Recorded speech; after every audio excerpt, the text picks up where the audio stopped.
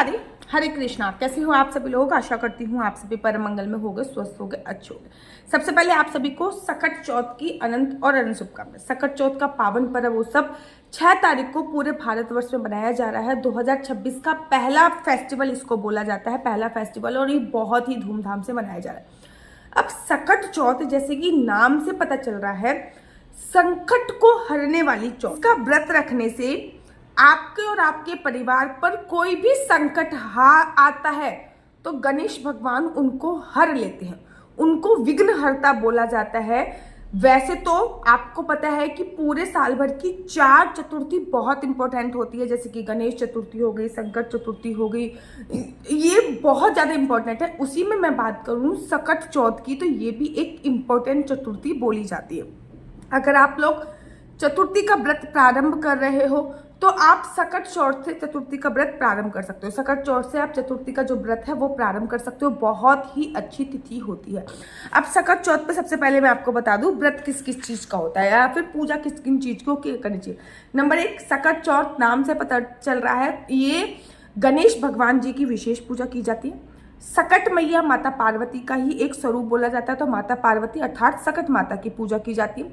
Number 3, चंद्रमा को अर्घ देने का विशेष प्रावधान होता है, तो चंद्रमा की भी विशेष पूजा की जाती है। सकट चौथ अपने आप में बहुत इंपॉर्टेंट होती है, लेकिन अगर वो मंगलवार वाले दिन पड़ जाती है तो ये समझ लीजिए उसकी जो पावर है, उसकी जो एनर्जी है वो 100 गुना ज्यादा बढ़ जाती है। जैसे कि अमावस्या अगर सोमवार के दिन पड़ जाए तो वो सोमवती अमावस्या कहलाते हैं। प्रदोष अगर शनिवार के दिन पड़ जाए तो वो शनि प्रदोष कहलाता है। ऐसे ही एकादशी गुरुवार वाले दिन पड़ जाए तो उनकी एनर्जी बहुत ज्यादा बढ़ जाती है। ठीक इसी प्रकार से अगर सकट चौथ अर्थात चतुर्थी अगर मंगलवार वाले दिन पड़ जाती है तो कहते हैं पूरे साल भर की चतुर्थी के व्रत रखने का फल आपको प्राप्त हो जाता है। तो आज है मंगलवार और आप में से किस किस लोगों ने आज चतुर्थी का व्रत रखा है मुझे कमेंट्स करके जरूर बताइए। अब चतुर्थी पर बेसिकली सबसे पहले जो पूजा होती है वो गणेश भगवान की। सुबह सुबह बताती हूँ, सुबह सुबह उठा जाता है, पानी में काले तिल डाल के स्नान किया जाता है। अब 8 बजे से प्रारंभ है, तो वैसे अगर आप माघ स्नान करोगे तो सुबह आपने स्नान कर लिया होगा, लेकिन जब आप शाम को दोबारा स्नान इसमें किया जाता है। सकट चौथ में 2 बार स्नान करने की पद्धति होती है, एक हम सुबह करते हैं, एक हम शाम को करते हैं। सुबह जो स्नान किया जाता है वो माघ स्नान की श्रेणी में आता है। शाम को जो स्नान किया जाता है उसमें हम काले तिलों का उपयोग करते हैं, तो काले तिल डाल के स्नान कीजिए। सकट चौथ पे सुबह की पूजा अलग होती है, शाम की पूजा अलग होती है। तो सुबह, दोपहर, शाम कभी भी आप ये कार्य अवश्य कीजिएगा। जब आप पूजा करो गर्म पानी में थोड़ा सा गुड़ डाल लीजिएगा, गुड़ वाला पानी तैयार कर लीजिएगा। मोटा मोटा कहने का मतलब है गुड़ वाले पानी से गणेश भगवान जी को स्नान कराने का बहुत अधिक महत्व बोला गया है। गुड़ वाले पानी से गणेश भगवान जी को स्नान कराने का सकट चौथ में बहुत ही अधिक महत्व किया गया, तो गुड़ वाले पानी का स्नान करिए। वैसे तो पूरे शिव परिवार की जो पूजा की जाती है ना वो शाम के समय प्रदोष काल में की जाती है। अगर आप लोग प्रदोष का व्रत रखते होगे तो आप प्रदोष काल में पूजा करते होगे, तो क्योंकि पूरा शिव परिवार की जो पूजा होती है वो प्रदोष काल में की जाती है, तो शाम की पूजा का बड़ा विशेष महत्व होता है। आप शाम के समय भी अगर आप वीडियो देर से देख रहे हो तो शाम को जब आप प्रदोष काल में पूजा करो तब भी बच्चों ये कर सकते हो, आप बहुत सिंपल थी तरीके से भगवान गणेश को गुड़ वाले पानी से स्नान कराइए। पहले आप सुबह पानी में तिल डाल के स्नान कीजिए, उसके बाद अच्छे से वस्त्र पहनिए। इस दिन हरे रंग के वस्त्र पहनने की बहुत प्रधानता है, जैसे कि एकादशी पे पीले रंग के वस्त्र पहने जाते हैं, वैसे ही इस दिन हरे रंग के वस्त्र पहनने की बहुत प्रधानता होती है।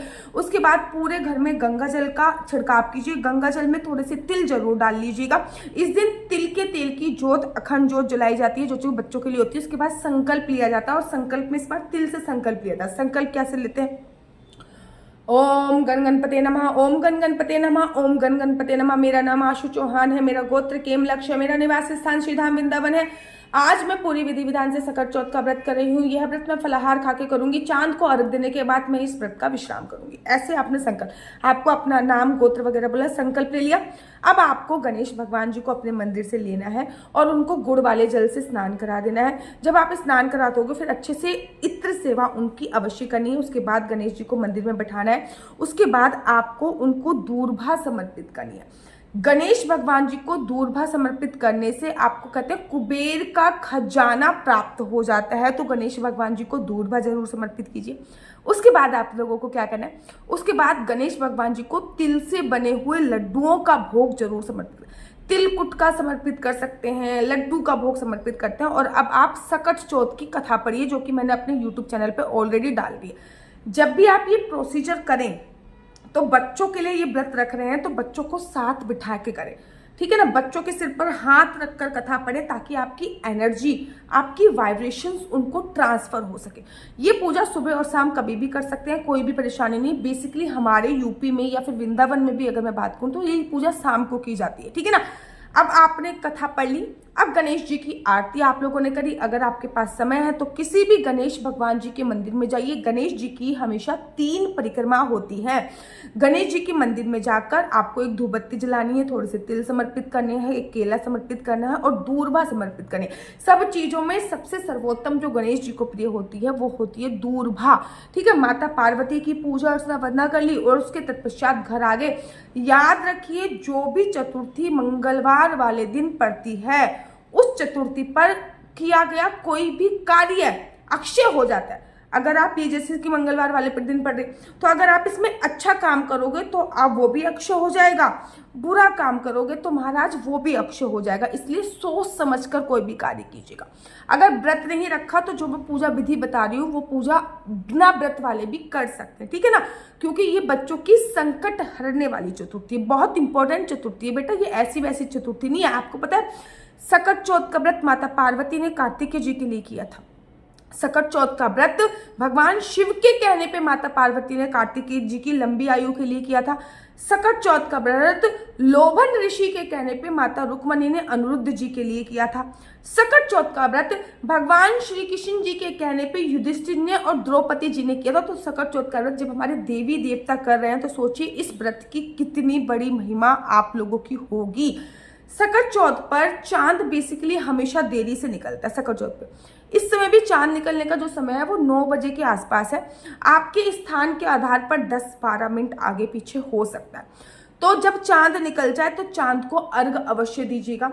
एक लोटा लीजिएगा, उसमें दूध डालिएगा, दही भी डाला जा सकता है, कहीं कहीं पे दही डाला जाता है, कहीं कहीं पे दूध, काले तिल अवश्य डालिएगा, ठीक है ना।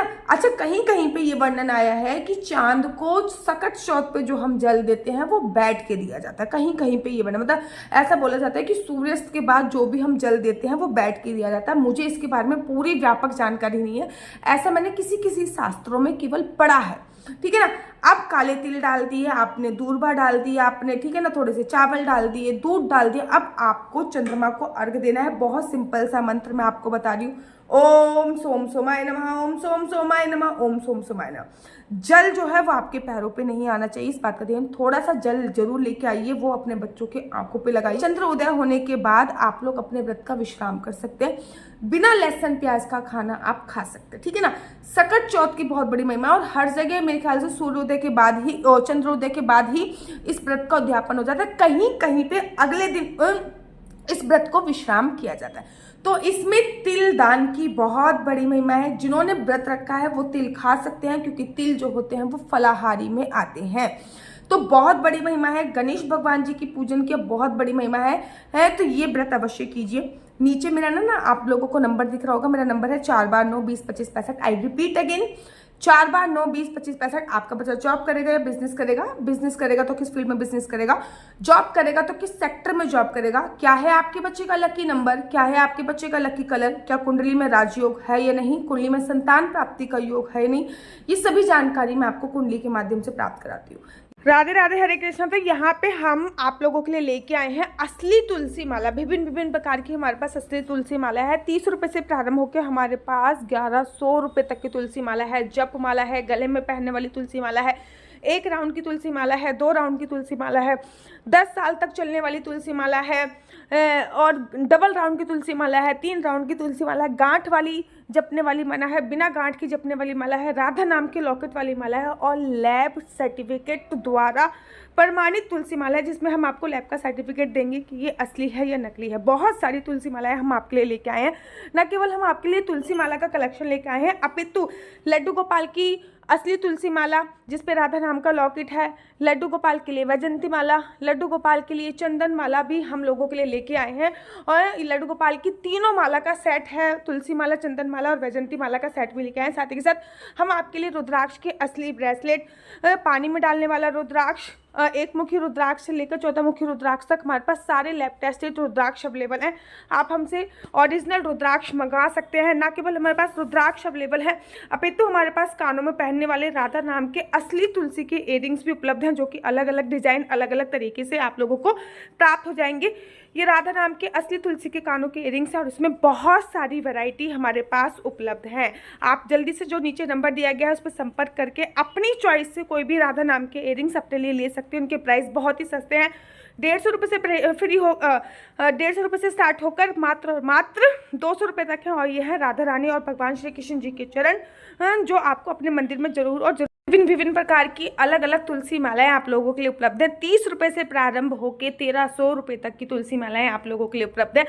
हम आप लोगों के लिए लेके आए हैं श्रीधाम वृंदावन की रज, 8 प्रकार की रज इसमें उपलब्ध है। न केवल एक सेवा कुंज की, निधि कुंज की, ललिता कुंड की, राधा कुंड की, कृष्ण कुंड की, निधि वन की, यमुना जी की, 8 जगह की ब्रज रज इसमें आपको उपलब्ध हो जाएगी। ऑर्डर जल्दी से जल्दी नीचे दिए गए नंबर पर करिए, हमारे पास लिमिटेड स्टॉक है। राधे राधे। याद रखिए, कुंडली देखना बिल्कुल भी फ्री नहीं है, कुंडली देखने के थोड़े से चार्जेस हैं। और कृपया इस नंबर पे मुझसे किसी भी प्रकार से कोई भी क्वेश्चन आंसर पूछने के लिए फोन मत कीजिएगा, क्योंकि ये नंबर मैंने मात्र और मात्र कुंडली दिखाने के लिए दिया हुआ है। अगर आपको मेरी वीडियो अच्छी लगती है तो आप अपना यूट्यूब चैनल हरि बोल को लाइक शेयर सब्सक्राइब करना बिल्कुल भी मत भूलिए। तब तक के लिए मुझे दीजिए इजाजत। राधे राधे। हरे कृष्णा, हरि बोल।